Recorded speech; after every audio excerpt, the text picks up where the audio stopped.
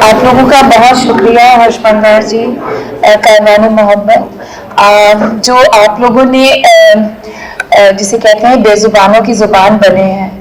हमारी चीखें शायद उन मोहल्लों में, उन घरों में घुट के रह जाती अगर आप नहीं होते। और आपकी टीम जिस तरह से आप लोगों ने निष्पक्ष तौर पे और जितनी ह्यूमैनिटेरियन तौर पे काम किया है, आइडियली अगर देखा जाए तो सरकारों को इसीलिए गठन किया गया था कि कारवाने मोहब्बत को ये मुहिम चलानी ही ना पड़े, इस कदर मोहब्बत रहे आपसी। लेकिन 19 के बाद वो चेहरा जो उभर के आया है, चाहे वो प्रशासन सरकार का हो, चाहे वो पुलिस का हो, वो हमेशा से सुना था, लेकिन क्योंकि जब हम लोगों ने फर्स्ट हैंड एक्सपीरियंस किया तो हमने रियलाइज किया कि वो कितना ज्यादा भयानक हो सकता था और किस तरह से लोगों ने और कौमों ने इतने सालों से उसको एंड्योर किया है, झेला है, बर्दाश्त किया है। 19 को हम लोग बहुत पीसफुली प्रोटेस्ट कर रहे थे क्योंकि कॉल था, और फिर उसके बाद आर्सन होने लगा, जैसे मैंने बताया डॉक्यूमेंटेड है, और उसके बाद हम लोगों को अरेस्ट किया गया। अरेस्ट होते ही पता ही नहीं था कि अरेस्ट हुए कि डिटेन हुए हैं, वहीं सड़क के किनारे ले जाके हम लोगों को पीटना शुरू कर दिया बेटन से। और इसमें जो है महिला पुलिस और पुरुष पुलिस जैसी कोई चीज नहीं थी, जो जिसको पा रहा था उसको मार रहा था। और बाद में जब मुझे महिला खाने में रखा गया तो माल खाने में जहाँ पे बेटन्स और बुलेट प्रूफ जैकेट्स रखे जाते हैं, उसके इंचार्ज बेहद नाराज थे कि किस कदर आप लोगों ने मारा है कि 4 बेटन तोड़ दिए, और मैं भाई ऐसे काम नहीं कर पाऊंगा जब आप लोग इस तरह से लोगों के सर और पीठों पे बेटन तोड़ेंगे। तो इस तरह से वो मारा गया था। उसके बाद हम लोगों को लाया गया महिला थाने और पुरुषों को अलग कर लिया गया। मैं अकेली महिला थी जो पकड़ी गई, फेसबुक लाइव कर रही थी उस वक्त भी, और बिल्कुल निडर थी क्योंकि मुझे पता था मैंने कुछ गलत नहीं किया। मैं पुलिस के बीच से निकल के जा रही थी, वहां पे बहुत पुलिस थी और उसके दरमियान से निकल के जा रहे थे क्योंकि मैं कोई डर नहीं था। खैर उसके बाद महिला थाने में हमारे साथ बहुत बर्बरता से मार पिटाई करी गई उसकी महिलाओं द्वारा। उसके बाद देर रात मुझे ले जाया गया झूठ बोल के कि आईजी बुला रहे हैं। बाद में जब मैं रिहा होके आई हूँ और जब मैंने आईजी कहकर बयान दिया तब मुझे खबर हुई कि एक्चुअली आईजी नहीं थे, वहां के सीओ थे और बाकी तमाम अफसरान थे जिन्होंने मुझे आईजी का नाम लेके कमरे में बुलाया था। और फिर मैंने सोचा कि भाई आईपीएस रैंक के पुलिस ऑफिसर है तो कम से कम मैं उनसे नेगोशिएट कर सकूंगी कि सर कम से कम मुझे घर पे कॉल तो कर लेने दें, क्योंकि मैं एक सिंगल मदर हूँ और वो जग जाहिर है और मेरे बच्चे जो हैं वो घर पे अकेले हैं और चिंतित होंगे।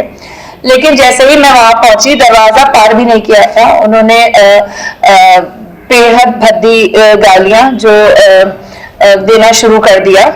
और उसके बाद उन्होंने कहा, क्वालिफिकेशन को क्वेश्चन किया मेरे। उनमें से एक जो थे वो गवाह थे मेरे वहां पे पीसफुल प्रोटेस्ट को जब मैं लीड कर रही थी परिवर्तन चौक पे।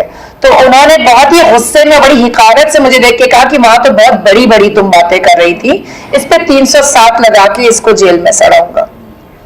और उन्होंने मेरे साथ खड़ी महिला कांस्टेबल से कहा कि इनको तमाचे मारिए। और जो उन्होंने मारे उसके बाद भी उनसे रहा नहीं गया, वो उठकर आए मेरी तरफ और उन्होंने मेरे बाल पकड़ के पूरी जोरों से उन्होंने नीचे झुकाया और मेरे पेट पे और मेरे घुटने पे लाते मारी, बेहद भद्दी गालियां देते हुए। उन लातों से ज्यादा जो मुझे शॉकिंग लग रहा था वो लगातार ये था कि वो मुझसे कहा जा रहा था कि आप लोगों को, तुम लोगों को हमने क्या नहीं दिया है, तुम लोगों को कमी क्या है, तुम लोगों को, तुम क्यों योगी जी और मोदी जी के खिलाफ उतरे हो, कितना जानते हो। तो वो जो हम लोग और तुम लोग का जो डिफरेंस है वो बहुत ही ज्यादा शॉकिंग था हमारे लिए, क्योंकि अब तक तो हम लोग थे, हम भारत के लोग।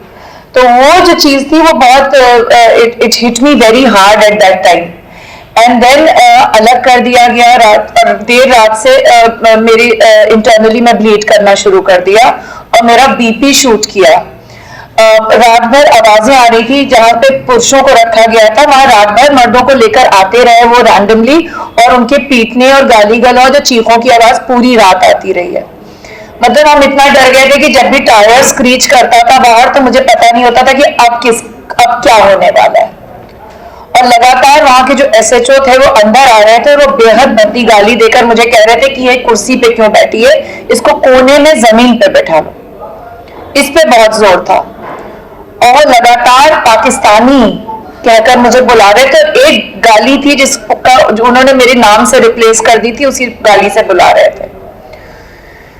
उसके बाद फिर हमें पूरे हमारे पर जो धाराएं लगाई हमें बताया नहीं गया, फैमिलीज को तो ऑफकोर्स इन्फॉर्म नहीं किया गया। तो मैं ये भी नहीं कहूंगी ना हम अरेस्टेड थे ना डिटेन थे, हम हॉस्टेज रखे गए उस थाने में। और उसके बाद अगले दिन हमारे साथी दीपक कबीर, क्योंकि इनके ऊपर बहुत प्रेशर था कि वो हमें देखने ढूंढने जाएं, और लगातार लोग इन पे बाकी साथियों पे इन पे प्रेशर बना रहे थे कि ढूंढे। तो ये अचानक मुझे 10-11 बजे के करीब तकरीबन वो हम लोगों को ढूंढने आए महिला थाने के अंदर। उन्होंने जैसे ही आए और मेरा नाम लेके कहा कि ये आई हैं, और मैं उठ के खड़ी हो गई और इन्होंने मुझे देखा, मैंने इन्हें, और तब तक उनको धकेल के बाहर निकाला गया और मुझसे कहा गया कि क्या ये तुम्हारे कश्मीरी दोस्त है? खैर दोस्त नहीं कहा गया था, और जो आपको ढूंढने आए हैं। तो मैंने कहा इनका नाम दीपक कबीर है, और फिर इनको धकेलते हुए बाहर ले गई वो कि बाहर निकलिए, और फिर उसके बाद इनको भी अरेस्ट कर लिया गया और इनके साथ भी बर्बरता से वो किया गया। वो खुद बताएंगे कि क्या हुआ एग्जैक्टली। लेकिन उन्हें भी तो मतलब हम वो भी नहीं मदद के लिए या किसी और चीज के लिए बाहर इन्फॉर्म कर सके कि मैं और बाकी साथी वहां हैं। हम लोग 24 घंटे हो चुके थे जब हम लोग जेल पहुंचे हैं, बिना पानी और खाने के, बिना दवा के। और हमारा जो मेडिकल हुआ, जैसे कि भाई जिनको गोलियां लगी है, मैं यहाँ पे क्या कहूँ कि जिनको गोलियां लगी हैं, जिनके सर फटे हैं, जिनकी हड्डियां टूटी हैं, जब उनको मेडिकल एड नहीं दी गई तो हमारा भी बहुत पेरिफेरल मेडिकल किया गया। जब मैंने कहा कि आप मेडिकल मतलब मुझे एक फीमेल चाहिए क्योंकि मैं इंटरनली ब्लीड कर रही हूँ डॉक्टर, तो उन्होंने नहीं दिया और कहा तुम्हें कुछ नहीं है, तो इसको एक और इंजेक्शन दे दो, अगर इसको ज्यादा तकलीफ हो रही है तो सुला दो इसको। और फिर मुझे 2 ब्लड प्रेशर का इंजेक्शन देके वापस भेज दिया गया। उसके बाद जेल आ गया। जेल में हमारे सारे जो साथी थे वो मुझे ब्लीडिंग, और मुझे कोई मतलब कि एक सैनिटरी नैपकिन या कुछ एड दिया जाना चाहिए था जो नहीं दिया गया। तब तक मैं बिल्कुल सोक्ड थी, भीग चुकी थी। और उसके बाद हमको जब जेल में लाया गया तो मेरे सामने मुझे वहां बैठाला गया, और मेरे सामने मेरे जो साथी थे, जो मेरे सीनियर्स थे, जिनके साथ कभी हमने शाना बशाना प्रोटेस्ट किया था, उन सबको मेरे सामने स्ट्रिप किया जा रहा था और उनके दाग गिने जा रहे थे कि कितना पुलिस ने मारा। जब अल्टीमेटली मुझे कहना पड़ा कि मुझे यहाँ से हटा दीजिए, because I felt so humiliated as a human being myself, and I know कि वो कितना एम्बैरेसिंग फील कर रहे होंगे मेरे सामने इस तरह से जब वो किया जा रहा है।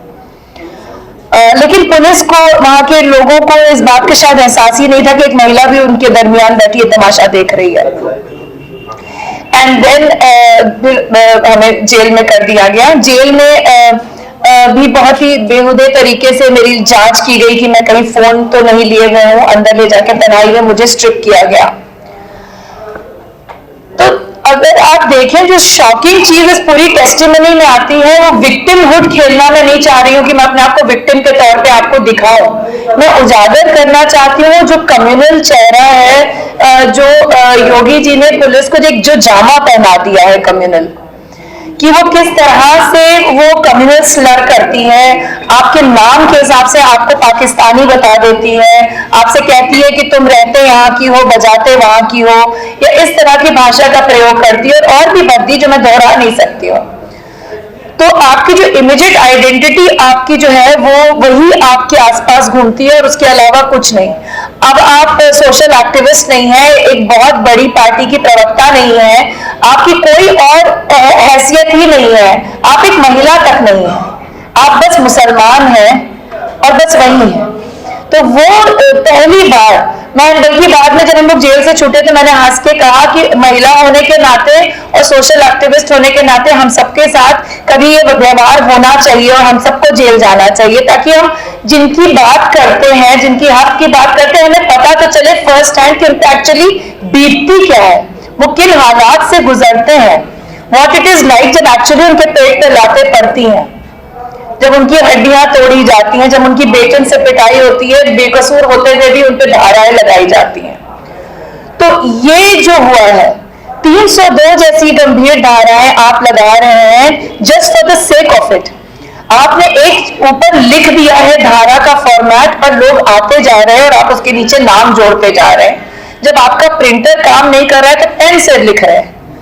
मतलब ये कहीं वो जस्टिफाई नहीं कर पा रहे हैं। मैं फेसबुक लाइव कर रही हूँ, मेरे पास उनके खिलाफ सबूत है कि उन्होंने अपना काम ठीक से नहीं किया, वो दंगाइयों को नहीं रोक रहे थे, उस वक्त वो पान चबाते हुए घूम रहे थे जब मैं कह रही थी कि कुछ करते क्यों नहीं हो। उनके पास लेकिन सबूत नहीं है कि मैं किसी को उकसा रही हूं, मैं किसी से कह रही हूं कि हाँ भाई जाओ मारो। उनके पास ऐसा कुछ भी नहीं है। उन्होंने हमारे फोन हैक करे, ऑफलाइन वीडियोस डिलीट किए, आई एम श्योर कुछ तो मिलता, लेकिन उन्हें कुछ मिल ही नहीं सकता क्योंकि कुछ था ही नहीं। तो जिस तरह से उन्होंने पहले कोशिश करी कि ऐसे लोगों को हिट करें, फिर गंभीर धाराएं लगाएं, वो बेहद शॉकिंग था। दूसरी चीज जो उभर के आती है ऑफकोर्स जो पुलिस बर्बरता है, और मैं अपने लिए क्या कहूं, जिस तरह की अभी बर्बरता हमने सुनी है उन छोटे शहरों में, फिरोजाबाद में, संभल में, उसके बाद में ये क्या कहूं, मैं अपने लिए क्या कहूं। ठीक है वो इमीडिएट पेन था, बट देन ऑफ कोर्स अब जो सफर है वो मुझे लगता है निकल के, वो जो हो गया वो बीत गया, वो अलग बात है। जेल से निकलने के बाद का जो सफर है वो मुझे लगता है वो ज्यादा अहम और जरूरी है। जब हम बाहर निकल के आए, जिस तरीके से शाहीन बाग ऑलरेडी शुरू हो चुका था, जिसने पूरी हिंदुस्तान भर में जगह जगह लोगों को, औरतों को इंस्पायर किया था, वो ज्यादा जरूरी है कि जब औरतों ने लीडरशिप ली है। और मुझे लगता है कहीं ना कहीं उसमें 19 को हुई बर्बरता का बहुत बड़ा रोल है, क्योंकि औरतों ने कहा कि ठीक है जब तुम मर्दों को मारोगे, हमारे जब वो सड़क पे उतरेंगे, हमें घर में घुस के मारोगे और हमारा मालो असबाब बर्बाद करोगे, तो ठीक है हम सड़क पे आते आओ, खुले में मार के दिखाओ।